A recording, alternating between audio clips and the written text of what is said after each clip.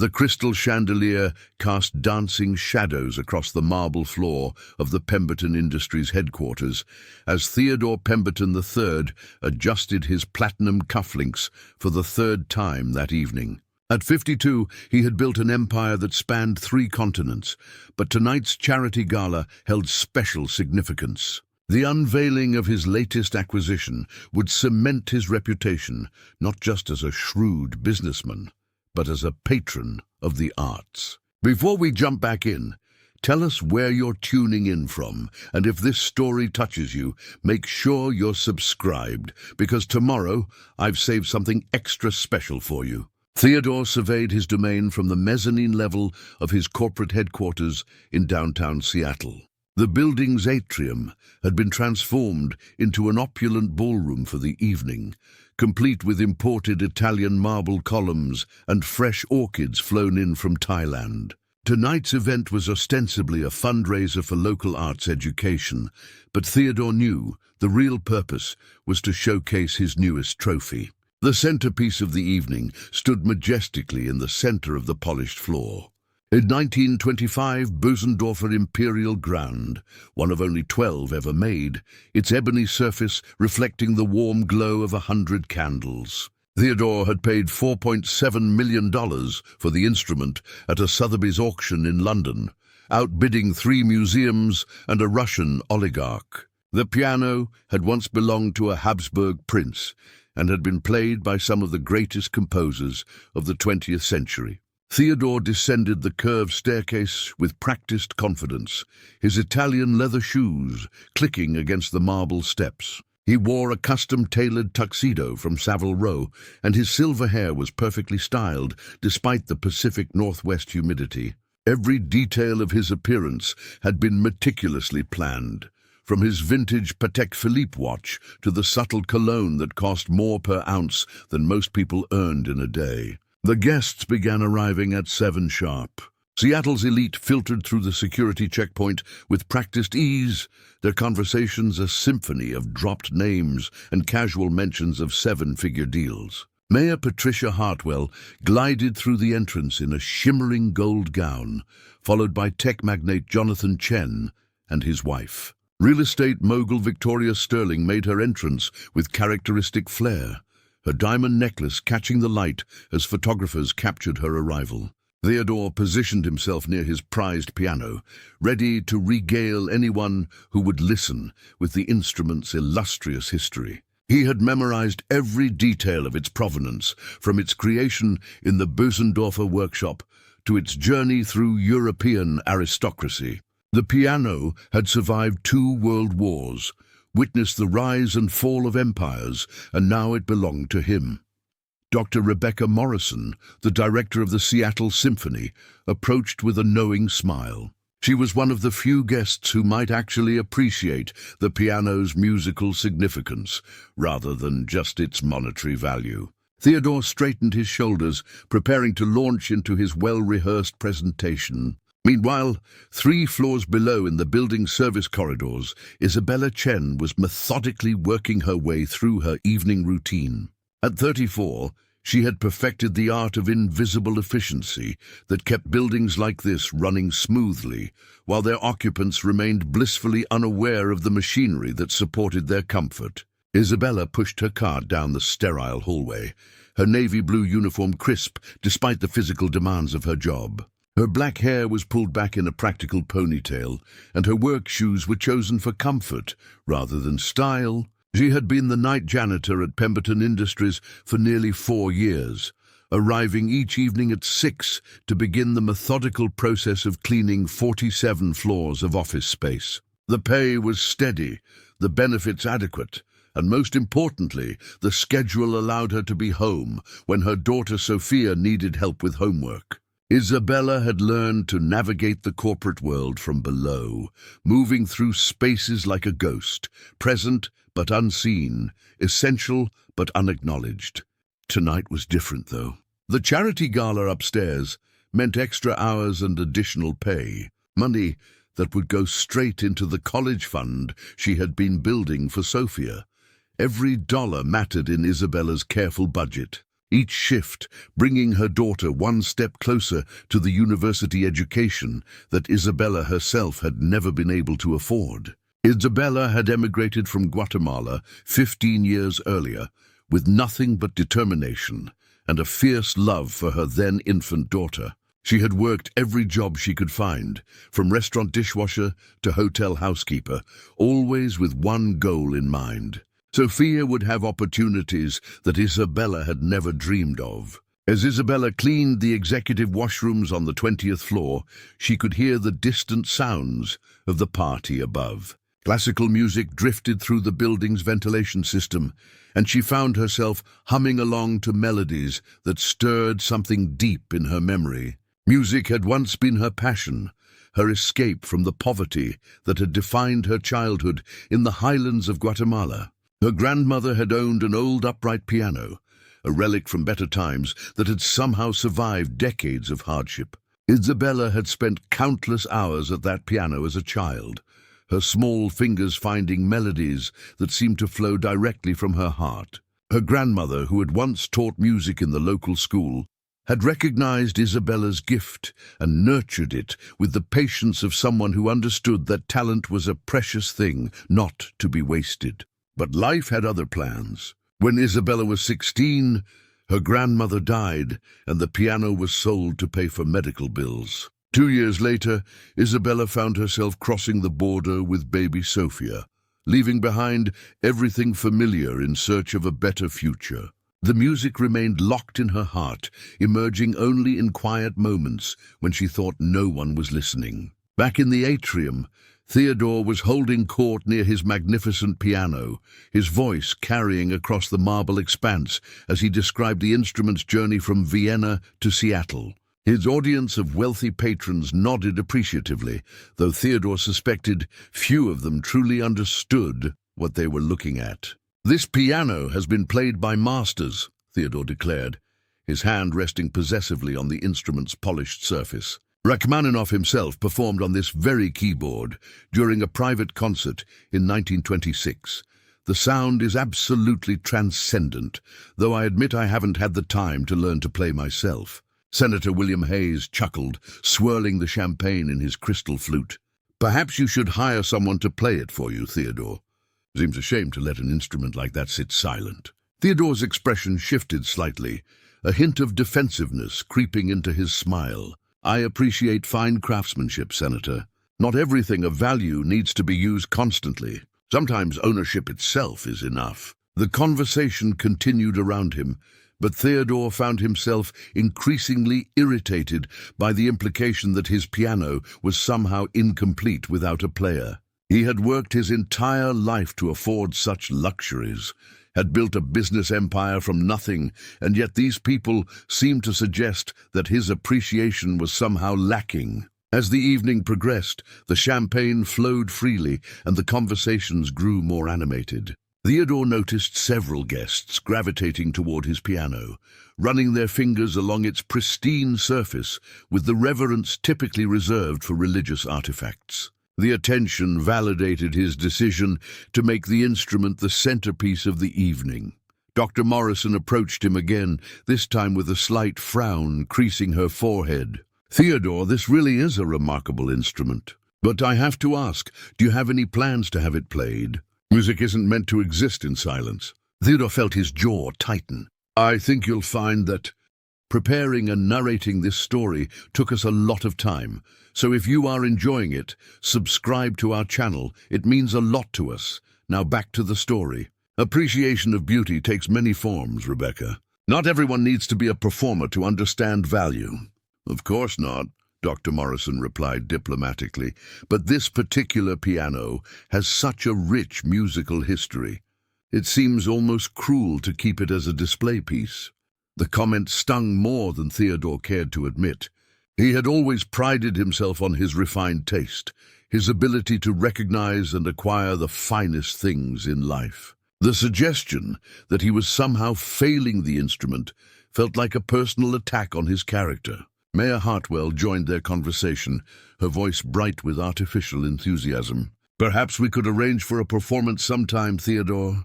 The symphony would be delighted to provide a pianist for a private concert. Theodore's smile became strained. That's very kind, Patricia, but I prefer to enjoy my collections in my own way. The truth was more complicated.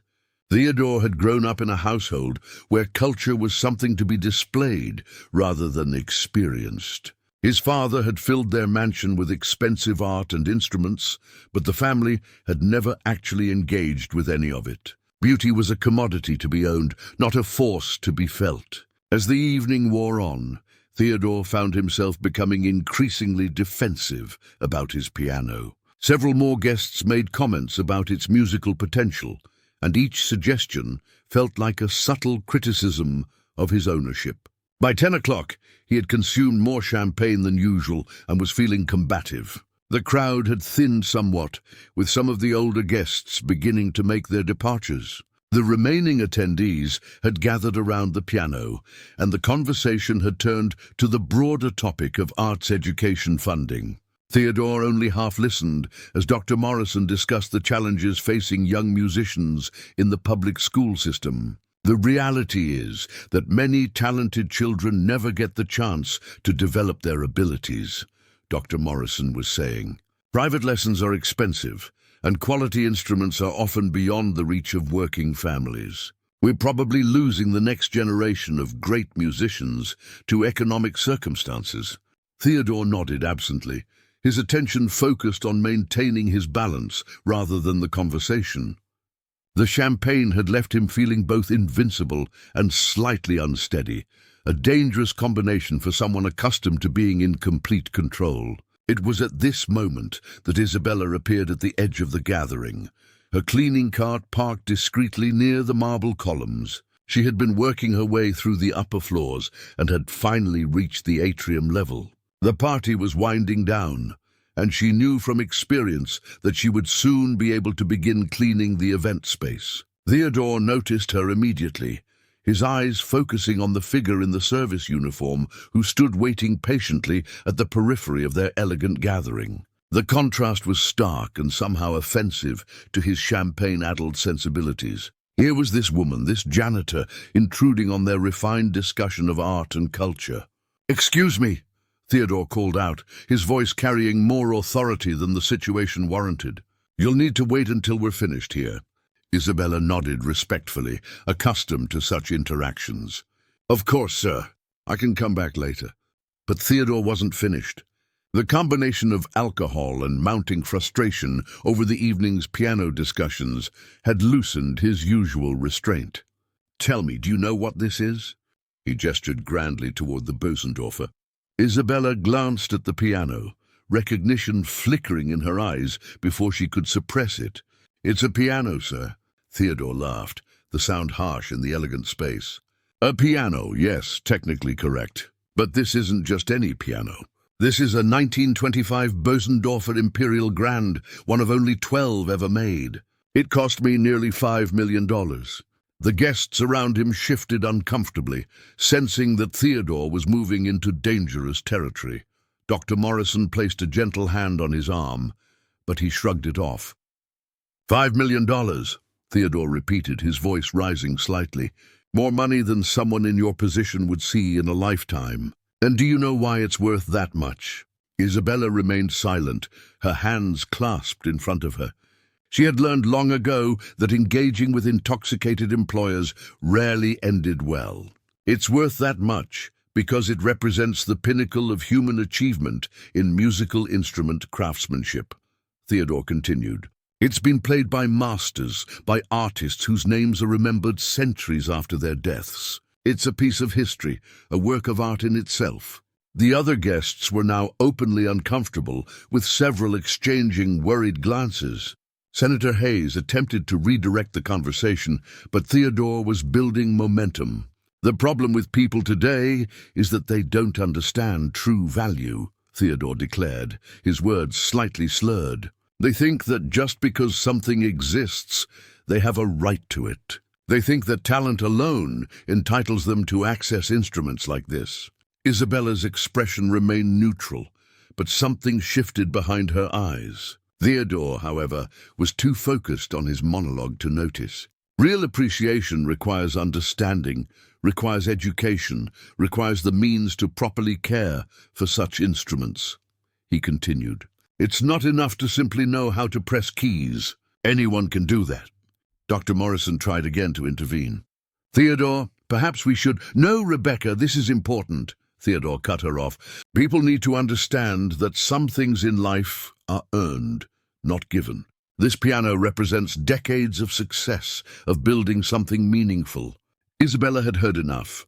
The champagne courage that had loosened Theodore's tongue had also loosened hers, and something deep inside her rebelled against his casual dismissal of her worth. "You're right, sir," Isabella said quietly, her voice cutting through Theodore's rambling. "Not everyone can appreciate something like this." Theodore paused, surprised by her response. "Exactly. I'm glad you understand." "I understand that you paid a lot of money for it," Isabella continued, her tone still respectful, but with an edge that made several guests lean in closer. "But money and appreciation aren't always the same thing." Theodore's eyes narrowed. "I beg your pardon?" Isabella took a small step forward, her heart pounding but her voice steady. "I said that paying for something and understanding it aren't always the same thing. That piano has been sitting here for 6 months and I've never once heard it played. It's like buying a racehorse and keeping it in a museum." The atrium fell completely silent. Theodore's face flushed red. Whether from alcohol or anger, none of the guests could tell. Dr. Morrison watched with fascination and growing concern as the confrontation unfolded. "How dare you," Theodore said, his voice dangerously low. "How dare you presume to lecture me about my own property?" Isabella should have backed down. Every instinct built from years of service work screamed at her to apologize, to retreat, to disappear back into the invisible world where people like her belonged. Instead, she thought about Sophia, about the college fund that grew so slowly despite her best efforts, about the dreams that seemed to slip further away with each passing year. "I'm not lecturing you, sir," Isabella said. "I'm just observing that some people collect beautiful things without ever experiencing their beauty." Theodore stepped closer to her, his expensive cologne mingling with the scent of champagne on his breath. "And I suppose you think you understand beauty better than I do. You with your mop and your minimum wage job." The cruelty in his words hung in the air like a toxic cloud. Several guests stepped back, as if trying to distance themselves from what was unfolding. Isabella felt the familiar sting of class-based humiliation, but this time it was mixed with something else. Righteous anger. "I understand that music isn't about ownership," Isabella replied, her voice growing stronger. "It's about connection, about feeling something that transcends the material world. That piano could bring joy to hundreds of people, could inspire the next generation of musicians. Instead, it sits here as a trophy." Theodore laughed harshly. "Connection, feeling, these are luxury concepts for people who don't understand the real world. I've worked my entire life to afford instruments like this. I've earned the right to do whatever I want with them." "Have you?" Isabella asked, the question hanging between them like a challenge. The two stood facing each other across a divide that represented more than just their different positions in the social hierarchy. Theodore saw in Isabella everything he had spent his life trying to rise above. The working class, the immigrants, the people who cleaned up after their betters without complaint or recognition. Isabella saw in Theodore everything that frustrated her about a system that rewarded accumulation over appreciation, ownership over understanding. Dr. Morrison finally found her voice. "Perhaps we should all take a step back." "No," Theodore interrupted, his anger now fully unleashed.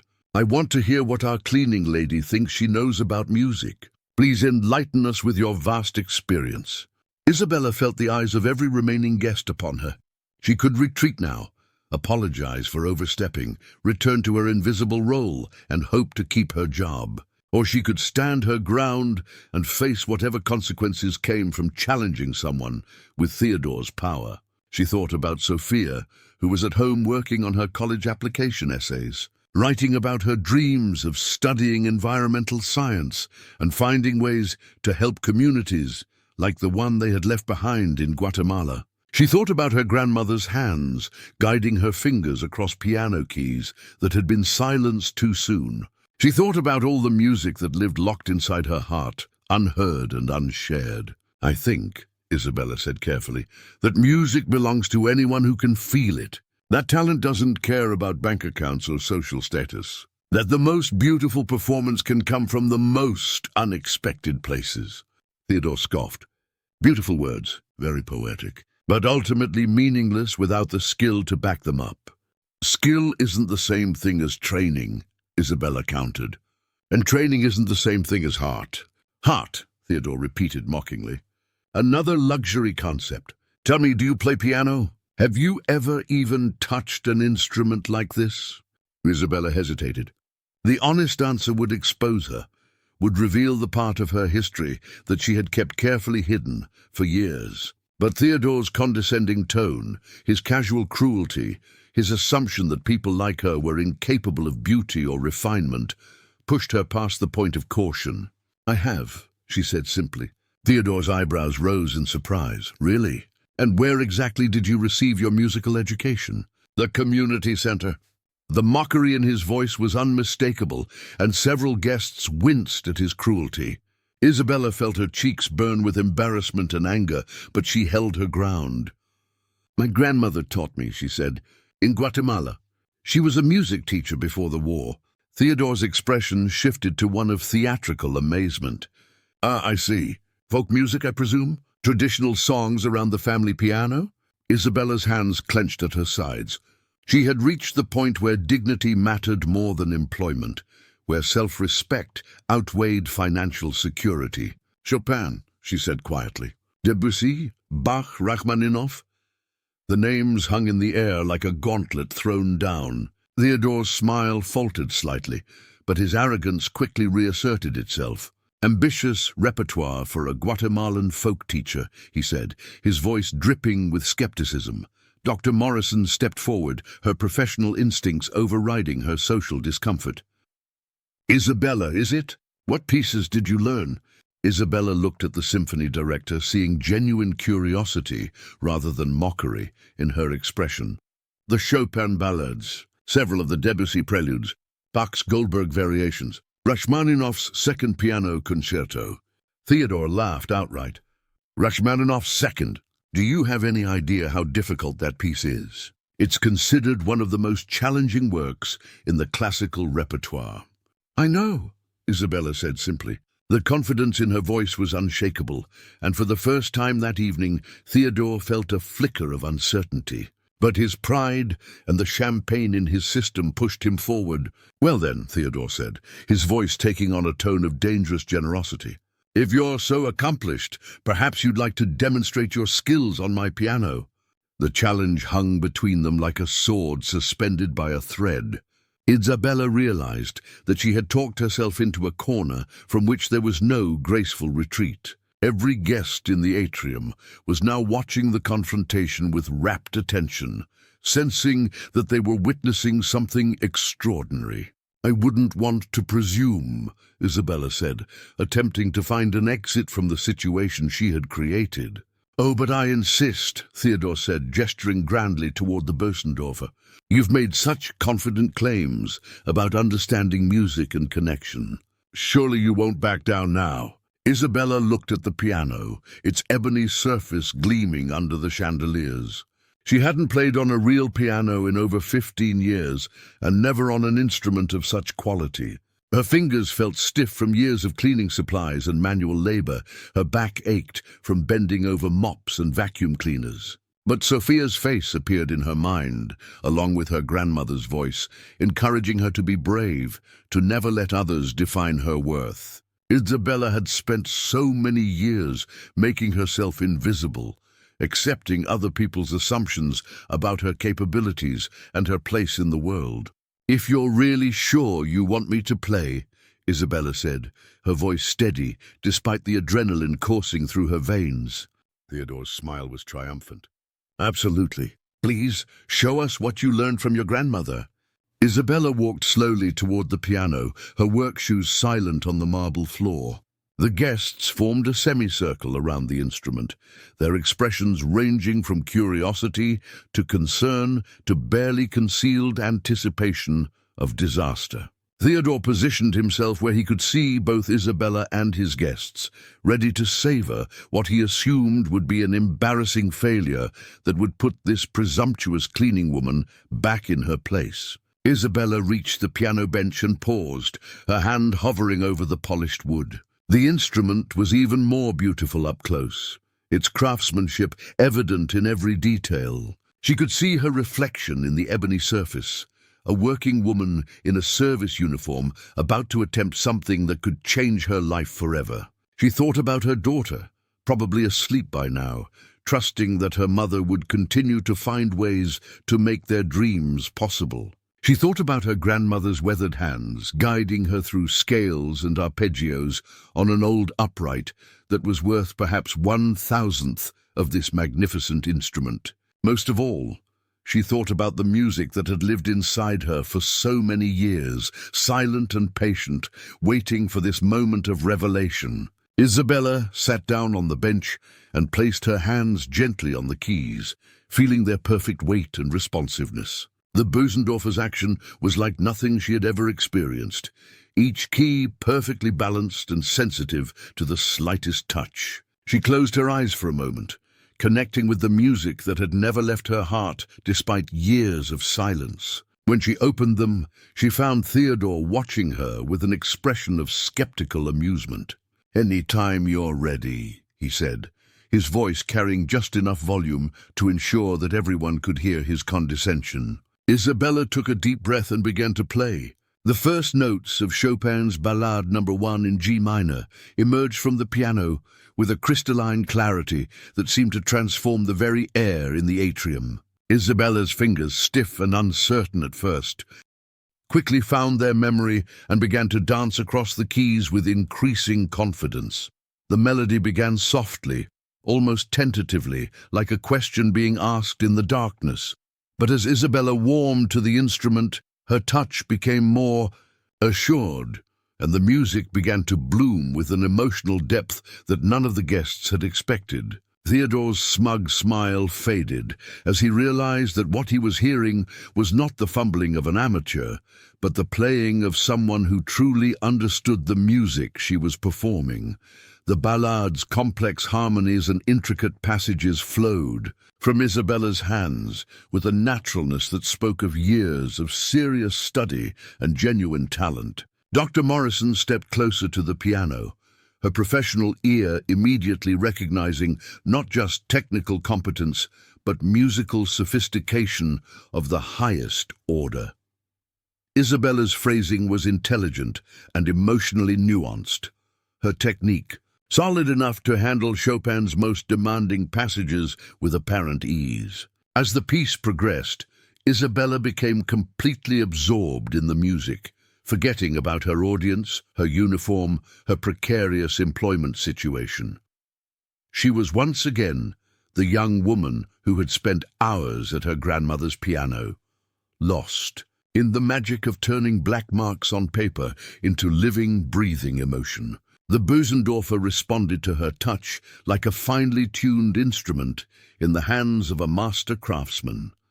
Every subtle gradation of dynamics, every delicate turn of phrase, every powerful climactic moment was reproduced with stunning clarity and resonance. The guests stood transfixed as the music filled the marble atrium, the sound seeming to transform the corporate space into something approaching the sacred.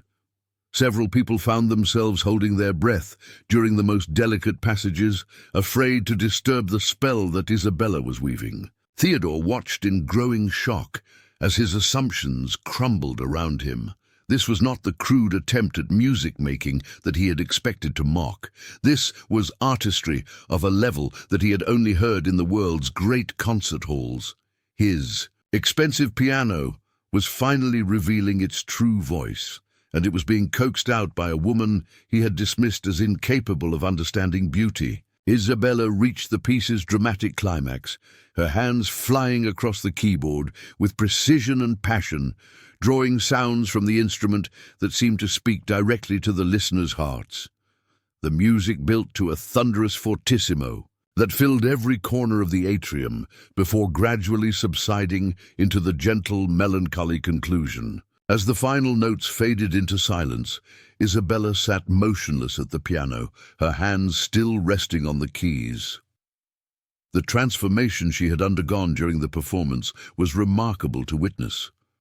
The tired cleaning woman had become a musician, an artist who had just shared something profound and beautiful with everyone present.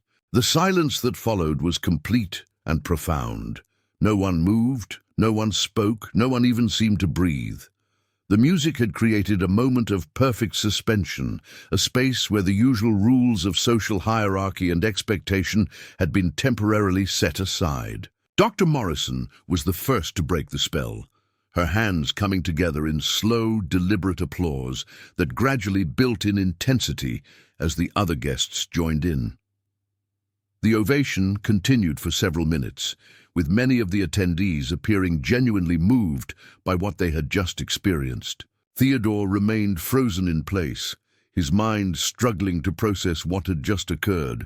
Every assumption he had made about Isabella, about class, about worth and talent and the relationship between money and culture had been shattered by her performance. Isabella slowly turned on the bench to face her audience, her expression a mixture of pride, vulnerability, and uncertainty about what would happen next. She had revealed her deepest secret, exposed the part of herself that she had kept hidden for so many years. There was no taking it back now. Mayor Hartwell stepped forward, her voice hushed with genuine amazement. "Isabella, that was absolutely extraordinary. Where did you study?" Isabella stood up from the piano bench, suddenly aware again of her cleaning uniform and the incongruity of her situation. "I studied with my grandmother until I was 18. Then I came to America." "Your grandmother was clearly a remarkable teacher," Dr. Morrison said. "That level of musicianship doesn't develop without exceptional instruction and years of dedicated practice." Theodore finally found his voice, though it came out as barely more than a whisper. "How is this possible?" Isabella looked at him directly, seeing the shock and confusion in his expression. "Music doesn't require a pedigree, Mr. Pemberton. It just requires passion and dedication." The simple truth of her statement seemed to hit Theodore like a physical blow. He had spent his entire life believing that cultural refinement was something that could be purchased, that appreciation was directly correlated with education and wealth. Isabella's performance had demonstrated that real artistry transcended social boundaries in ways that his money never could. Senator Hayes, who had been watching the exchange with fascination, stepped forward with a question that had been forming in his mind throughout the performance. "Isabella, if you don't mind my asking, what happened to your musical career? With talent like that, surely you could have pursued professional performance." Isabella's expression grew sad, and she glanced toward Theodore before answering. "Life happened, Senator. I had a daughter to raise and bills to pay. Music is a luxury that working people can't always afford to pursue." The weight of her words settled over the group like a heavy blanket. Here was a woman whose talent rivaled that of professional concert pianists, reduced to cleaning office buildings because circumstances had denied her the opportunities that wealth and privilege could provide. Dr. Morrison, who had spent her career working with musicians at every level, recognized the tragedy of Isabella's situation immediately. "Have you continued to play over the years?" "Sometimes," Isabella admitted. "I have a small keyboard at home, but it's not the same. And there hasn't been much time between work and taking care of my daughter." Theodore felt something inside his chest that he had never experienced before. Was it shame? Guilt? The realization that his casual dismissal of Isabella represented a broader blindness to the talents and worth of people he had never bothered to see as fully human.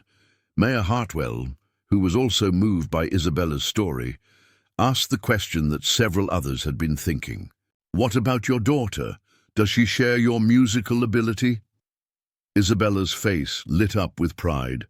"Sophia is incredibly talented, but she wants to study environmental science.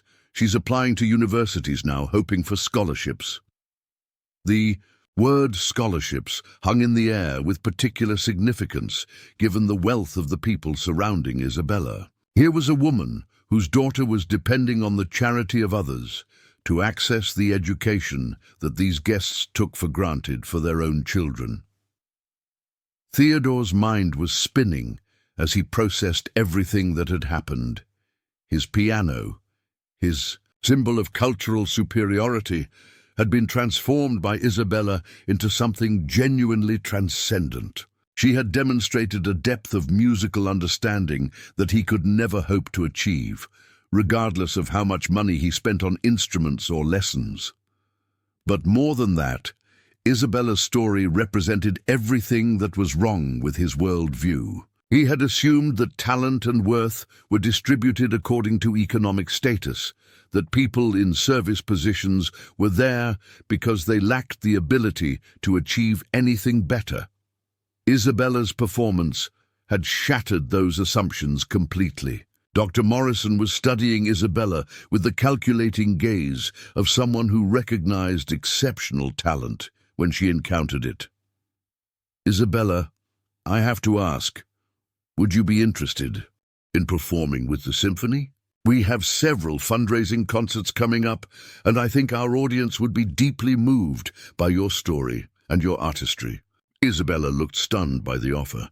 I don't know if I'm ready for something like that. It's been so long since I performed for anyone." "Talent like yours doesn't disappear," Dr. Morrison assured her. "With a little preparation time, I think you could give performances that would rival anything we've presented." Theodore watched this exchange with growing amazement. In the span of 20 minutes, Isabella had gone from being dismissed as an insignificant cleaning woman to being courted by the director of one of the country's most respected orchestras. The other guests were beginning to process their own reactions to what they had witnessed. Many of them had spent the evening discussing the need for arts education funding without really understanding what they were talking about. Isabella's performance had given concrete form to the abstract concept of undiscovered talent. Senator Hayes, who sat on several education committees, was already thinking about the policy implications of Isabella's story. This really illustrates the challenges we face in arts education. How many talented individuals are we losing because they can't afford proper training or instruments? "More than we'll ever know," Dr. Morrison replied sadly. "Isabella's story is remarkable, but it's not unique. There are probably thousands of people with similar talents working in jobs that don't utilize their abilities." Theodore felt increasingly small as the conversation continued around him. His expensive piano, which he had viewed as a testament to his success and sophistication, had become a symbol of everything that was wrong with a system that hoarded cultural resources while talent went undeveloped. Isabella, meanwhile, was struggling to process the sudden transformation of her circumstances. 20 minutes earlier, she had been invisible, dismissed, insignificant. Now she was being offered performance opportunities and treated with a respect that she had never experienced in her working life. "I should get back to work," she said quietly, glancing toward her abandoned cleaning cart. "Absolutely not," Mayor Hartwell declared. "After what we've just witnessed, the last thing you should be doing is cleaning floors." Theodore looked at Isabella, then at his piano, then back at Isabella. Something fundamental was shifting inside him, a recognition that his entire approach to life had been based on false premises. The music that Isabella had just created had moved him in ways that none of his expensive possessions ever had. Dr. Morrison was already making plans. "Isabella, I'd like to arrange for you to come to the Symphony Hall next week. We should discuss performance opportunities, but more immediately, I think you should have access to proper instruments for practice." Isabella shook her head in amazement. "I can't believe this is happening." "Believe it," Senator Hayes said warmly. "Talent like yours deserves to be shared with the world." Theodore had been listening to this conversation with growing awareness of his own role in perpetuating a system that wasted human potential. Isabella's situation was a direct result of the kind of thinking he had embodied for most of his adult life. But as he watched Isabella interact with the other guests, saw the respect and admiration in their expressions, an idea began to form in his mind. It was radical, unprecedented in his experience, but it felt right in a way that surprised him. "Isabella," Theodore said, his voice cutting through the ongoing conversations. She turned to look at him, and he could see the wariness in her expression. After their earlier confrontation, she had every reason to be suspicious of his motives. "I owe you an apology," Theodore continued. "Everything I said earlier was wrong, cruel and wrong." Isabella nodded acknowledgement, but didn't respond verbally. She was clearly waiting to see where Theodore was going with his apparent change of heart. Theodore looked around at the assembled guests, all of whom were watching him with curiosity and expectation. He took a deep breath and made a decision that would change both his life and Isabella's forever. "I'd like to make you an offer," Theodore said, his voice growing stronger as he found his resolve. "You mentioned that your daughter is applying to universities, hoping for scholarships." Isabella nodded cautiously, unsure where this was leading. "I will pay for your daughter's entire university education," Theodore declared. "All tuition, room and board, books, everything she needs to complete her degree." The atrium fell silent once again, but this time the quality of the silence was different. Where before it had been filled with tension and confrontation, now it hummed with possibility and redemption. Isabella stared at Theodore in shock, unable to process what she was hearing. "I don't understand." "Oh, it's simple," Theodore said, his voice carrying a conviction that surprised even him. "Your daughter deserves the same opportunities that wealth provides. Your performance tonight showed me that talent and worth have nothing to do with economic status. I want to make sure that Sophia has every chance to achieve her dreams." Isabella's eyes filled with tears as the magnitude of Theodore's offer began to sink in. The college fund that she had been building dollar by dollar over so many years, the scholarships that Sophia was hoping for, the financial stress that had been a constant presence in their lives, all of it could disappear with Theodore's generosity. "But why?" Isabella asked, her voice barely above a whisper. Theodore looked at his piano, then back at Isabella. "Because tonight you showed me what this instrument was really meant for. You gave it a voice that I never could. Because your talent deserves to be nurtured, not wasted. Because I've been so focused on acquiring beautiful things that I forgot what beauty actually means." Isabella wiped her eyes with the back of her hand, leaving small streaks on her cheeks. The weight of Theodore's offer was overwhelming, not just because of its financial magnitude, but because it represented recognition of her worth as a human being. For the first time in years, someone was seeing her potential rather than just her utility. "I need to think about this," Isabella said, her voice shaking with emotion. "This is incredibly generous, but I don't know if I can accept such a gift." Dr. Morrison stepped forward, her expression thoughtful. "Isabella, may I suggest something? What Theodore is offering your daughter is wonderful, but I think we're missing an even greater opportunity here." Theodore turned to look at the symphony director, curious about where she was heading with this thought. "Your performance tonight was extraordinary," Dr. Morrison continued. "But more than that, it was transformative. You didn't just play music, you created an experience that moved everyone in this room. That's the mark of a true artist." Isabella looked confused. "I'm not sure what you're suggesting." "I'm suggesting that we're looking at this backwards," Dr. Morrison explained. "Yes, Sophia deserves every opportunity to pursue her education, but you deserve the chance to pursue your musical career. You have a gift that could inspire thousands of people." Senator Hayes nodded in agreement. "Dr. Morrison has a point. We're talking about funding education to develop talent, but we have extraordinary talent right here that has never been properly supported. Theodore was listening intently to this conversation, his mind working through possibilities that had never occurred to him before. He'd always thought of charity as something that flowed downward from people like him to people like Isabella. But what if it wasn't charity at all? What if it was investment in human potential? What exactly are you proposing? Theodore asked Dr. Morrison. I'm proposing that we think bigger, she replied. Isabella, you mentioned that you had to leave your musical education to support your family. What if that wasn't the end of your story? What if it was just an intermission? Isabella shook her head slowly. Dr. Morrison, I appreciate what you're saying, but I'm 34 years old. I have responsibilities, obligations. I can't just abandon my life to chase dreams that might never materialize. Who says you have to abandon anything? Mayor Hartwell interjected.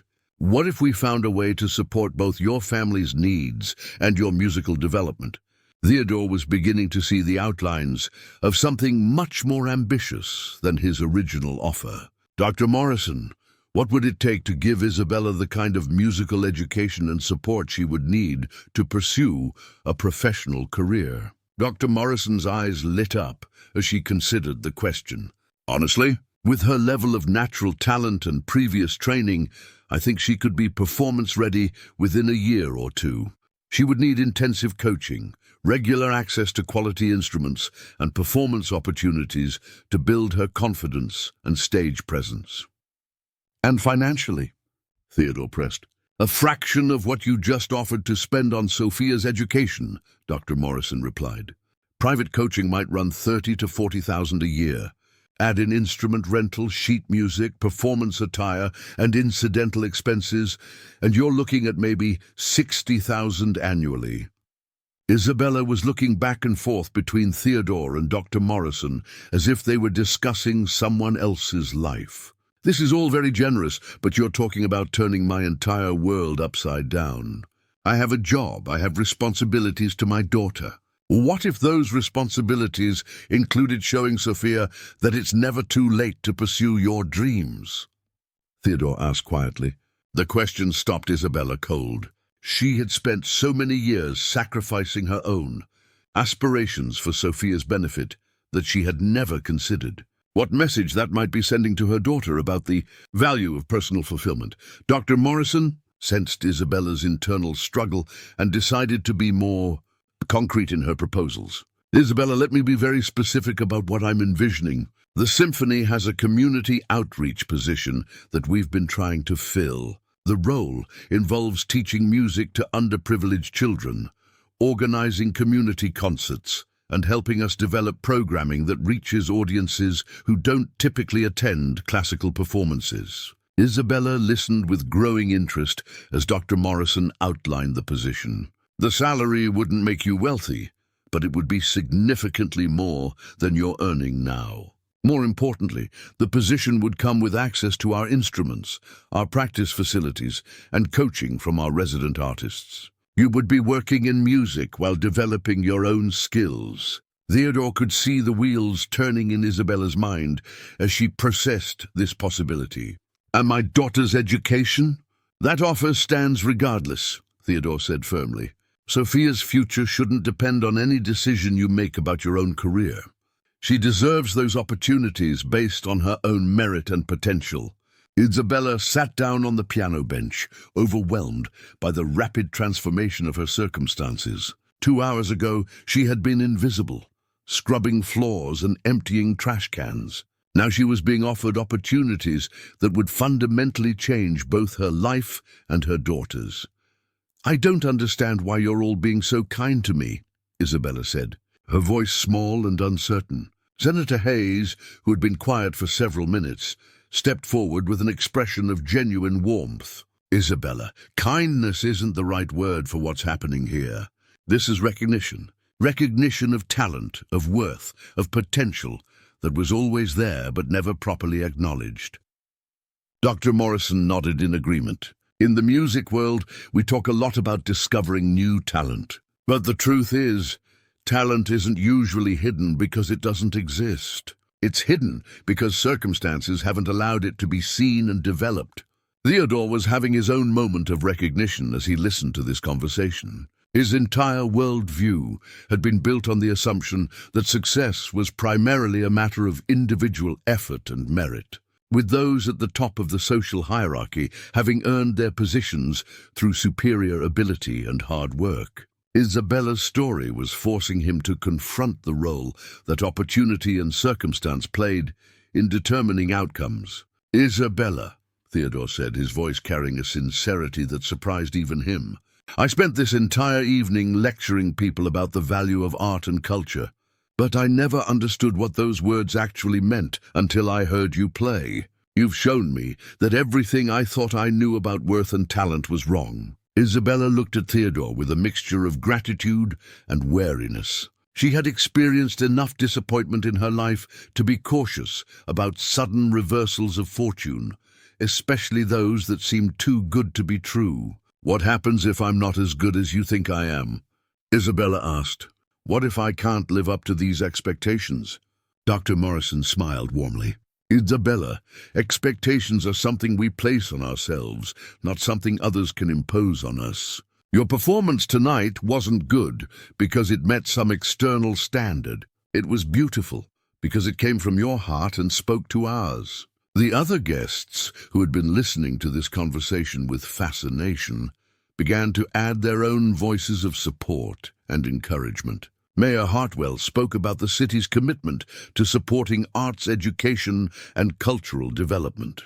Senator Hayes discussed federal funding opportunities for community music programs. Even some of the business leaders who had initially come to the event simply to network were now talking about ways they could contribute to Isabella's development as an artist. Theodore watched this outpouring of support with amazement. His cruel challenge to Isabella had inadvertently created something beautiful and meaningful that extended far beyond his original intentions. The community of wealthy, influential people who had gathered in his atrium was spontaneously organizing itself around the goal of nurturing talent and creating opportunities for someone who had been invisible to them just hours before. But even as Theodore felt good about what was happening, he couldn't shake the awareness that Isabella's situation was not unique. How many other talented individuals were working in invisible jobs, their abilities unrecognized and undeveloped because they lacked access to the resources and opportunities that wealth could provide? "Dr. Morrison," Theodore said, interrupting the ongoing conversations, "you mentioned that Isabella's story isn't unique. How many other people like her are there?" Dr. Morrison paused, considering the question seriously. "Honestly, probably thousands just in this city alone. Talent is distributed much more evenly across the population than opportunity. Most of the musicians I work with had access to instruments, lessons, and educational opportunities from a young age. But that doesn't mean they're more talented than people who never had those chances." Isabella was listening to this conversation with a growing sense of responsibility. The opportunities being offered to her were extraordinary, but they also came with the weight of representation. She wouldn't just be pursuing her own dreams. She would be carrying the hopes and aspirations of countless other people whose talents had been overlooked or dismissed. "If I were to accept these offers," Isabella said slowly, "I would want to make sure that other people get similar chances. I don't want to be the exception that proves the rule. I want to be the beginning of changing the rule itself." Theodore felt a surge of respect for Isabella's character. Even in the midst of processing life-changing opportunities for herself and her daughter, she was thinking about how to extend those benefits to others. "What did you have in mind?" Theodore asked. Isabella stood up from the piano bench and walked to the large windows that overlooked the city. Seattle stretched out below them, millions of lights representing millions of people, many of whom were struggling with the same challenges that had defined Isabella's life for so many years. "I grew up believing that people like me weren't supposed to have dreams like music," Isabella said, her voice carrying a strength that hadn't been there at the beginning of the evening. "I was taught that art and culture belonged to other people, people who could afford them. But that's not true. Music belongs to everyone who can feel it. Dr. Morrison was nodding enthusiastically as Isabella spoke. Exactly. That's exactly right. So if I'm going to accept help developing my own abilities, Isabella continued, I want to be part of creating a system that identifies and supports other talented people who haven't been seen yet. Theodore was struck by Isabella's vision. She wasn't just thinking about personal advancement. She was conceptualizing systemic change that could benefit countless individuals in similar situations. How would something like that work? Senator Hayes asked, his political mind already considering the practical implications of Isabella's proposal. Isabella turned back to face the group, her expression animated with possibility. I don't know all the details, but I imagine we could start with community outreach programs. Not just performances for underserved audiences, but actual talent identification and development programs. We could go into neighborhoods, schools, community centers, places where talented people might be overlooked. Mayor Hartwell was taking notes on her phone as Isabella spoke. This sounds like exactly the kind of program that would qualify for city arts funding. Dr. Morrison was practically vibrating with excitement. Isabella, this is brilliant. We could create a formal pipeline for identifying and developing adult learners who show exceptional musical ability. It could be a model for other cities. Theodore found himself caught up in the enthusiasm as well, but his business background made him focus on the practical aspects of implementation. What kind of resources would a program like that require? Isabella smiled, and for the first time that evening she looked completely confident and self-assured. Less than you might think.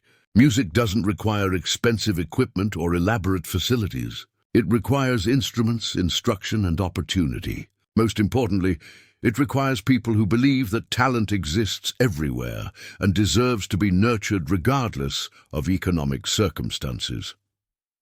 The conversation continued for another hour, with various guests contributing ideas and resources to the evolving vision of a comprehensive talent development program. What had started as Theodore's offer to pay for Sophia's education had grown into a collaborative effort to create systemic change in how society identifies and supports artistic talent. As the evening finally wound down and guests began to leave, Isabella found herself alone with Theodore and Dr. Morrison in the atrium. The Bösendorfer sat silent once again, but its presence felt different now. It was no longer just an expensive trophy.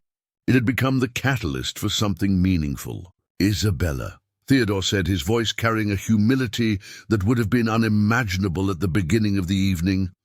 I want you to know that what happened tonight changed me. Not just my opinion about you, but my understanding of what it means to have wealth and influence. Isabella nodded, sensing the sincerity in his words. Mr. Pemberton, I think it changed all of us. Theodore, he corrected gently. After what you've shared tonight, I think we're past formal titles. Dr. Morrison was gathering her things, but she paused to address Isabella one more time. I want you to come to the Symphony Hall tomorrow afternoon. Not for any formal commitment, just to play on our Steinway and get a feel for the space. I think you'll be amazed by the acoustics. Isabella agreed to the visit, still somewhat stunned by the rapid transformation of her circumstances. As she prepared to return to finishing her cleaning duties, Theodore stopped her. Isabella, you don't need to finish cleaning tonight. I'll make sure the building management understands that you're transitioning to new opportunities. Isabella looked around the atrium, at the piano, where she had rediscovered her musical voice, at the space where her life had fundamentally changed in the course of a few hours. Actually, I'd like to finish. It feels important to complete this properly. Theodore nodded, understanding something about dignity and closure that he had never grasped before tonight. As Isabella returned to her cleaning cart and began methodically working through the remaining tasks, she found herself humming the Chopin ballade she had just performed. But now the melody felt different, charged with possibility and hope rather than nostalgia and loss. Her phone buzzed with a text message from Sophia, who was probably staying up too late working on homework. Mom, Mrs. Garcia next door says there were news vans outside earlier. Is everything okay? Isabella smiled as she typed her response. Everything is more than okay, mija. We need to talk tomorrow about some amazing opportunities that just opened up for both of us. She put her phone away and continued cleaning, but her movements had a lightness that hadn't been there in years. Tomorrow, she would visit the symphony hall and begin exploring what it might mean to return to serious musical study. Tomorrow, she would start planning how to help other talented people find their own opportunities for recognition and development. But tonight, she finished cleaning the building where her life had been transformed, humming quietly to herself as she worked. The music that had been locked inside her for so many years was finally free, and with it came the possibility of a future she had never dared to imagine. Theodore remained in the atrium long after Isabella and Dr. Morrison had left. He sat in one of the chairs that his guests had vacated, looking at his piano and trying to process everything that had occurred. The instrument that he had bought as a symbol of his cultural sophistication had become a mirror that reflected his own limitations and prejudices. He thought about Isabella's performance, about the way the music had seemed to transform not just the space, but everyone who heard it. For the first time in his adult life, Theodore had experienced art as something more than a commodity or status symbol. He had felt the power of genuine artistic expression, and it had moved him in ways that all his expensive acquisitions never had. Theodore pulled out his phone and began making notes about the talent development program that had emerged from the evening's conversations. As a successful businessman, he understood the importance of following up on good ideas while the momentum was still strong. But more than that, he felt a responsibility to ensure that Isabella's vision became reality. He thought about his own daughter, who lived with her mother in London and whom he saw perhaps 3 times a year. Caroline was talented in her own right, studying literature at Oxford. But Theodore realized that he had never shown the kind of genuine interest in her abilities that he had just witnessed Dr. Morrison show toward Isabella. His relationship with Caroline was cordial but distant, built more around financial support than emotional connection. Theodore made another note on his phone, this time about planning a visit to London to spend real time with Caroline, to learn about her studies and interests in the way that he had learned about Isabella's musical background tonight. The building was quiet now, except for the distant hum of ventilation systems and the occasional sound of Isabella's cleaning equipment from other floors. Theodore had never spent time in his office building after hours, and he was struck by how different the space felt when it wasn't buzzing with the energy of business activity. He walked over to the piano and gently pressed one of the keys, listening to the pure tone that emerged. The sound was beautiful, but it was nothing compared to what Isabella had coaxed from the instrument earlier. Theodore realized that he had been confusing ownership with appreciation, possession with understanding. Isabella had shown him that true cultural sophistication came not from acquiring beautiful things, but from being able to connect with the beauty they contained. Theodore's phone rang, interrupting his contemplation. The caller ID showed his assistant's number, which surprised him since it was well past midnight. "James, is everything all right? Mr. Pemberton, I'm sorry to call so late, but I've been getting calls from reporters about some kind of incident at tonight's gala. They're asking about a video that someone posted on social media showing a cleaning woman playing your piano." Theodore had forgotten about the phones that several guests had been using to record Isabella's performance. In the emotional intensity of the evening, he hadn't considered that the moment might become public knowledge. "What kind of questions are they asking?"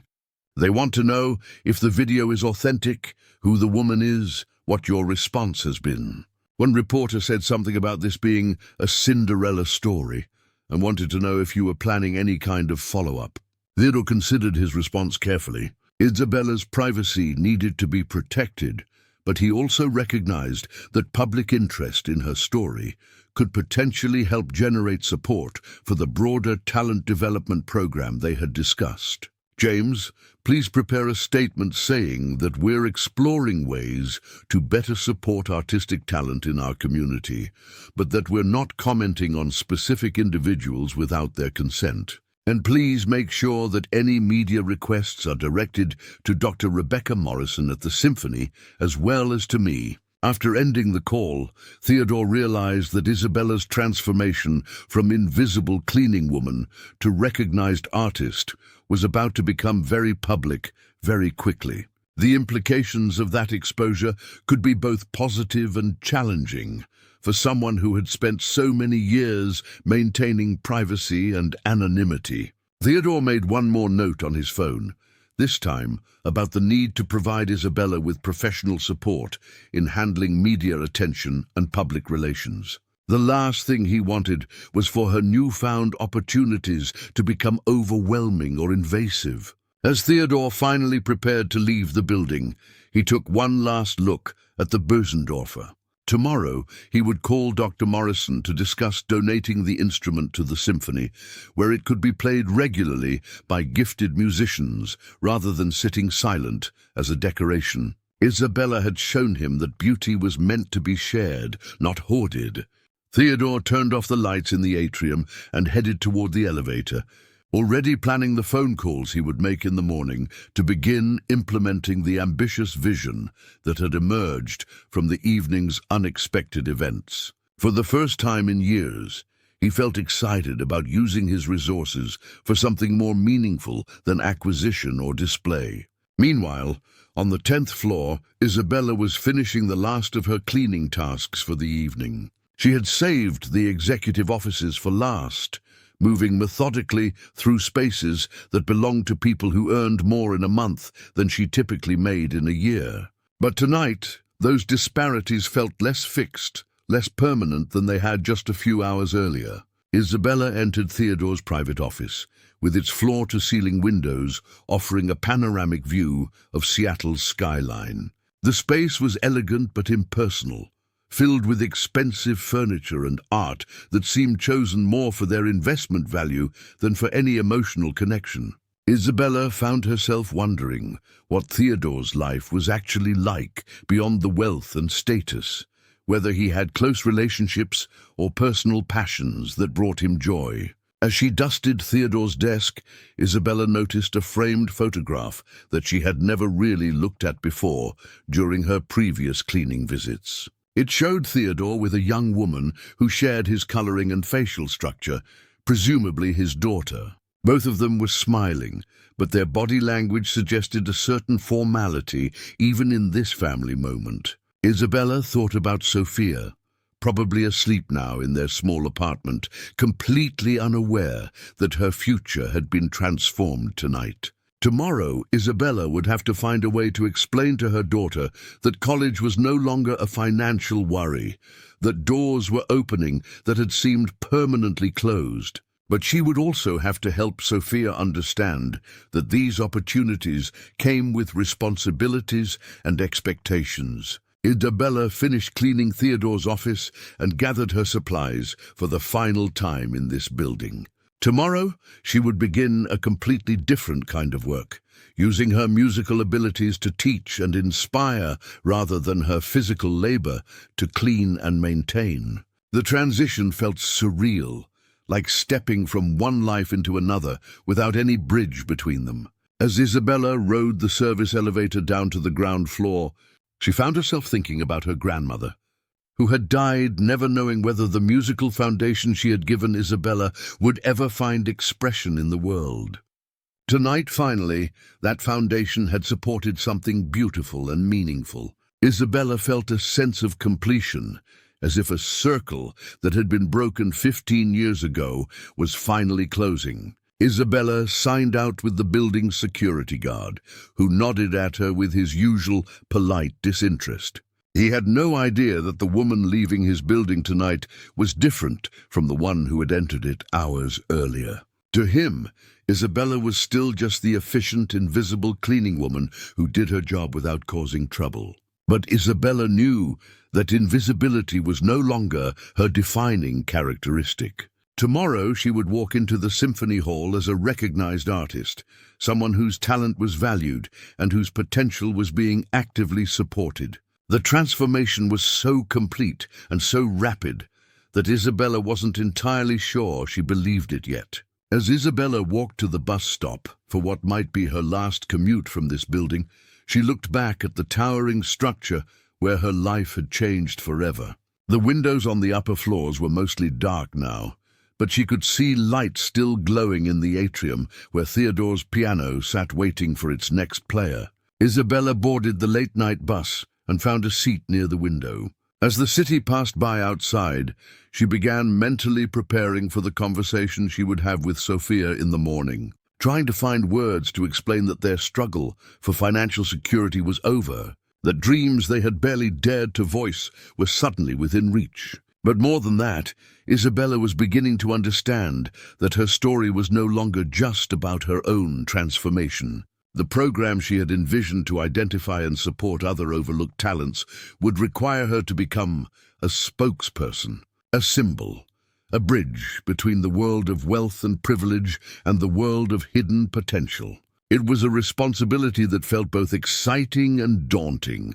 Isabella's phone buzzed with another text from Sophia, who was apparently having trouble sleeping. "Mom, I've been thinking about my college essay about overcoming challenges. Do you think cleaning office buildings counts as a meaningful struggle to write about?" Isabella smiled as she typed a response. "Mija, every kind of honest work has dignity and meaning. But I think you might have even more interesting experiences to write about very soon." As the bus carried Isabella home through the quiet Seattle streets, she found herself humming the Chopin Ballade once more. But this time, the melody seemed to carry not just her own story, but the stories of all the talented people who were still waiting for their moment of recognition, still hoping for someone to see their potential and believe in their dreams. Tomorrow would bring new challenges and new opportunities, but tonight Isabella Chen was simply a woman on a bus, carrying music in her heart and hope for a future that had suddenly become possible. The invisible cleaning woman was gone, replaced by someone who had finally been seen, recognized and valued for the artist she had always been inside. 6 months later, Isabella stood on the stage of Benaroya Hall, adjusting the bench height at the gleaming Steinway Concert Grand. The auditorium buzzed with anticipation as nearly 3,000 people filled the seats, their conversations creating a gentle murmur that would soon give way to focused silence. In the front row, Sophia beamed with pride, her acceptance letter to the University of Washington's environmental science program tucked safely in her purse. Next to her sat Isabella's mother, who had flown up from Los Angeles after watching her daughter's transformation unfold through video calls and news articles over the past months. Theodore occupied a seat in the second row, but his presence felt different now. Gone was the arrogant display of wealth that had characterized their first meeting. Instead, he carried himself with the quiet satisfaction of someone who had discovered that genuine contribution brought more fulfillment than mere acquisition ever could. The Seattle Community Talent Initiative had grown beyond anyone's initial expectations. What had started as a spontaneous conversation in a corporate atrium had evolved into a comprehensive program that had already identified and begun supporting 47 individuals with exceptional artistic abilities who had been working in service industries throughout the city. Dr. Morrison walked onto the stage to thunderous applause, her smile radiant as she approached the microphone. Behind her, Isabella remained at the piano, her hands resting calmly on the keys as she prepared for the most important performance of her life. 6 months ago, a single moment changed how this city thinks about talent and opportunity, Dr. Morrison began. Tonight, we celebrate not just Isabella Chen's remarkable journey back to music, but the dozens of other artists whose voices are finally being heard.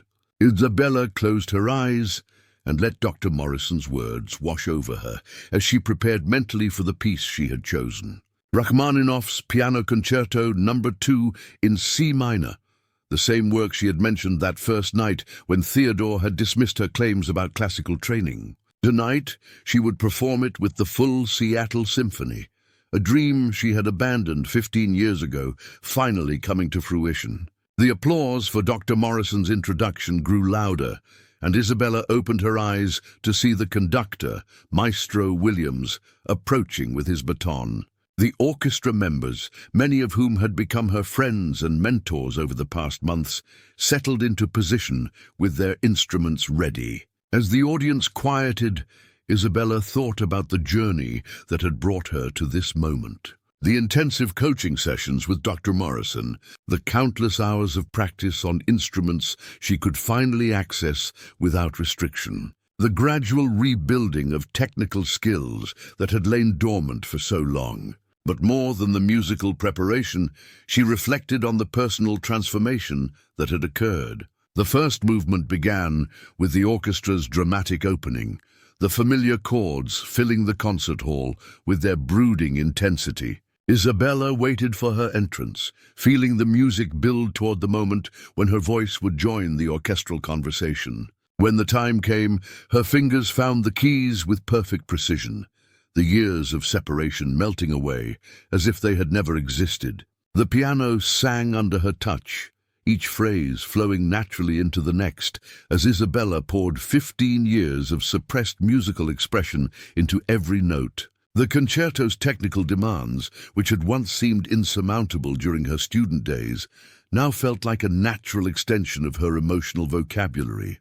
In the audience, Theodore watched with amazement as the woman he had once dismissed as merely a cleaning lady commanded the stage with the presence of a seasoned professional. Her performance was technically flawless, but more than that, it carried an emotional depth that could only come from someone who had known real struggle and genuine triumph. Sophia wiped tears from her eyes as she listened to her mother play, understanding for the first time the magnitude of what Isabella had sacrificed all those years ago. The music seemed to tell the story of their family's journey, from the desperate poverty they had fled in Guatemala to this moment of recognition and celebration. As the concerto progressed through its 3 movements, Isabella felt herself transported beyond the concert hall, beyond the specific circumstances of this performance, into the pure realm of musical expression that had first captured her imagination as a child at her grandmother's piano. This was why she had fallen in love with music originally, this feeling of connection to something larger than herself. The final movement built to its triumphant conclusion, Isabella's hands flying across the keyboard in the concerto's most demanding passages, while the orchestra provided the rich harmonic foundation that supported her solo voice. When the last chord rang out and faded into silence, the audience erupted in a standing ovation that continued for nearly 10 minutes. Isabella rose from the bench and walked to center stage, her hand finding Maestro Williams as they bowed together. The applause seemed to wash over her in waves, carrying with it not just appreciation for the music she had just shared, but recognition of the journey she had traveled to reach this moment. Dr. Morrison returned to the stage with a microphone, waiting for the applause to subside before speaking. Ladies and gentlemen, what you have just witnessed represents everything our Community Talent Initiative stands for. Isabella's story reminds us that extraordinary ability exists everywhere in our city, often hidden by circumstance, but never diminished by neglect. The audience settled into their seats as Dr. Morrison continued. Since launching our program 6 months ago, we've discovered a wealth of artistic talent working in restaurants, hotels, office buildings, and service industries throughout Seattle. Tonight's concert features not just Isabella, but 5 other artists who have been supported by the initiative.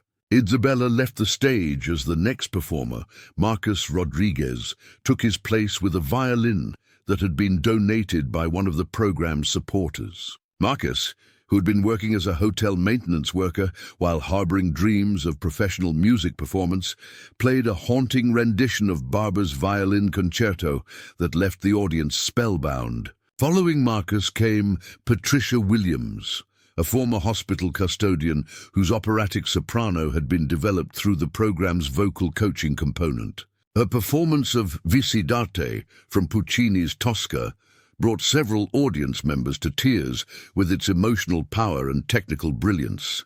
Each performer represented not just individual achievement, but proof that the initiative's vision was working. Theodore, watching from his seat, felt a profound sense of satisfaction that had nothing to do with personal recognition or social status. This was what wealth and influence were supposed to accomplish: the creation of opportunities for others to flourish. After the concert concluded and the final ovations had been given, Isabella found herself in the green room backstage, surrounded by friends, family, and supporters who had made this evening possible. The energy was electric, with conversations flowing between program participants, symphony members, and community leaders who had contributed to the initiative's success. Theodore approached Isabella with a smile that carried none of the condescension that had marked their first interaction.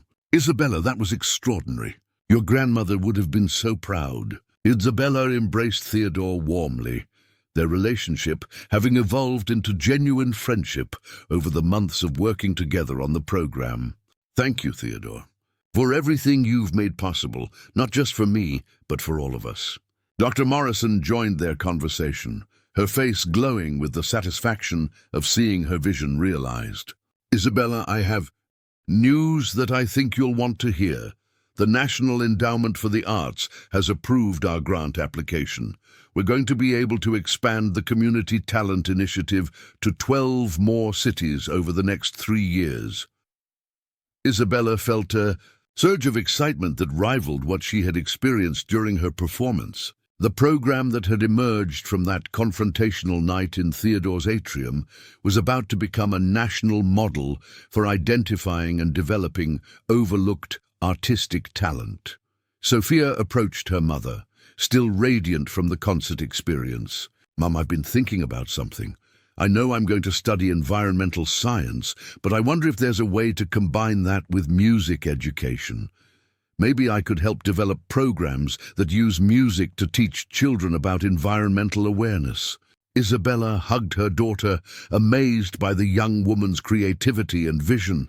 The opportunities that Theodore's generosity had made possible were already inspiring Sophia to think about ways she could contribute to making the world better.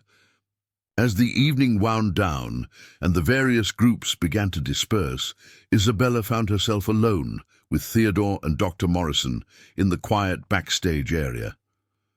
The three had become an unlikely but effective team, combining Theodore's resources, Dr. Morrison's expertise, and Isabella's lived experience to create something that none of them could have accomplished alone. "I keep thinking about that night 6 months ago," Theodore said, his voice reflective. "I was so convinced that I understood the value of beautiful things, but I had no idea what beauty actually meant." Isabella smiled, remembering the arrogant man who had challenged her to prove her worth. "Sometimes we need to have our assumptions challenged to discover what we're really capable of." Dr. Morrison nodded in agreement.